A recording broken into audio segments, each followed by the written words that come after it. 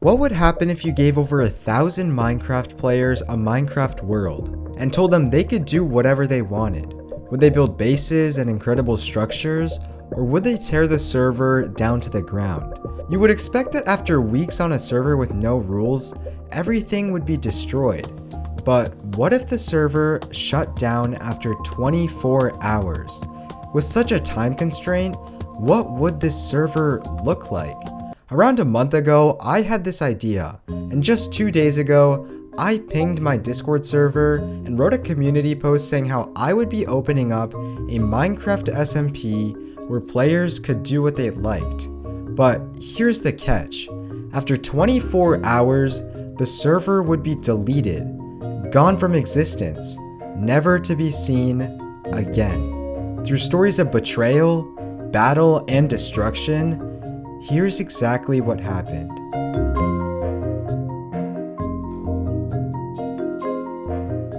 As soon as the clock began ticking, players started flooding into the server. Little did we know that there were two main problems that we would have to deal with.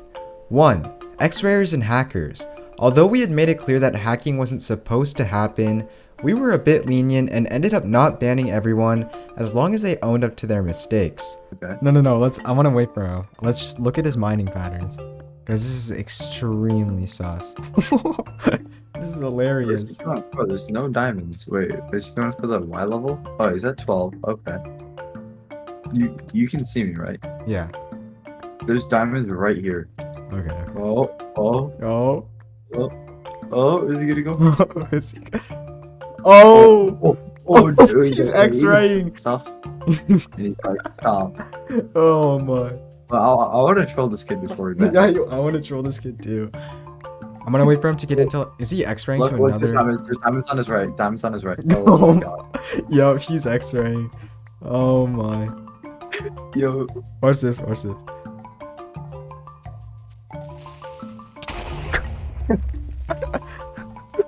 The second problem was the lag. Holy moly, the lag was horrible.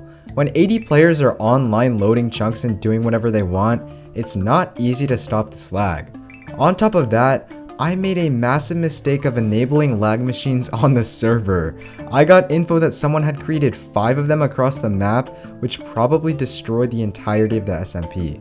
With a barely playable server and a ton of players, we then decided that we would need to host a few events to make it more fun. Alright, I actually have a small challenge for Woogie, right? If I get a shield, right, and a stone axe, and if I can kill him, then he has to go get his stuff. But if he kills me, then he can get a title. That's it.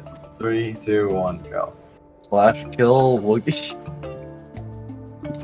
Bro, what? Just Got hit you. Bro, what are you doing? This is so bad for PvP. Oh my gosh. Okay. Oh, this game is... But eventually, I got bored of catching X-rayers and hosting events, so I decided to join the server myself.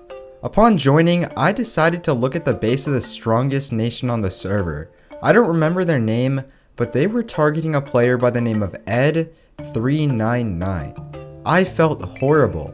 Ed had done nothing wrong, so I offered to join his side, and together, we started our own rival nation on the server. After going back to spawn though, we narrowly escaped the players who were camping for new members on the server. Ed and I took off and headed to our first base of operations.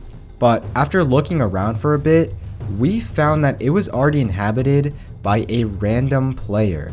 So we had no choice but to take him out.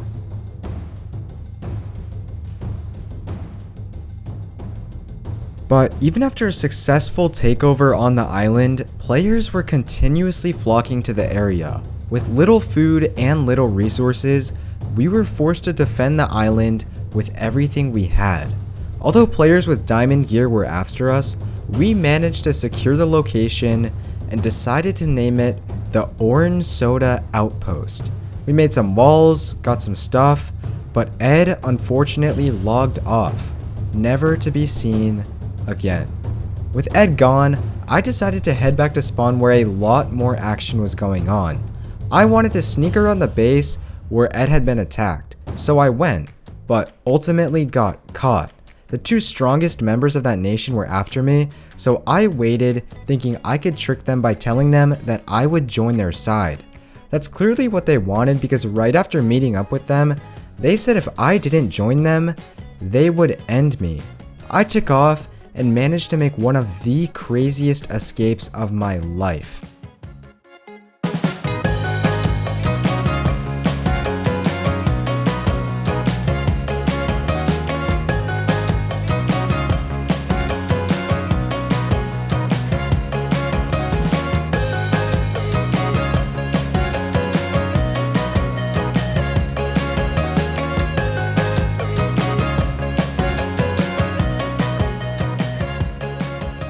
I had lost one of the two members that belonged to the strongest nation, and it turns out that this other member who didn't quite have as many items wanted to team up with me.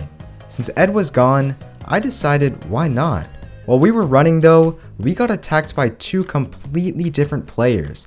I was confused how they were so overpowered, but I later learned that these players were notorious for dominating servers like these ones.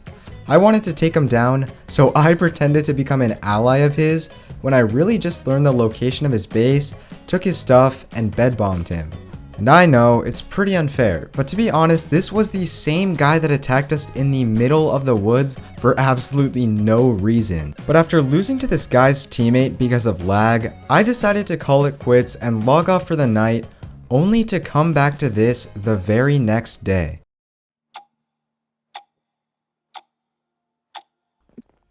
Oh, everyone wants to do it, see? I gave everyone a bow and 64 arrows so they could... Since the world border was set to 500 blocks, we agreed that it would be okay to do a final Ender Dragon battle with everyone who was still on the server. If there was anything still left to do, it would be this. Okay, stop. Let them kill them. Let them kill it. Like the bow. We got it.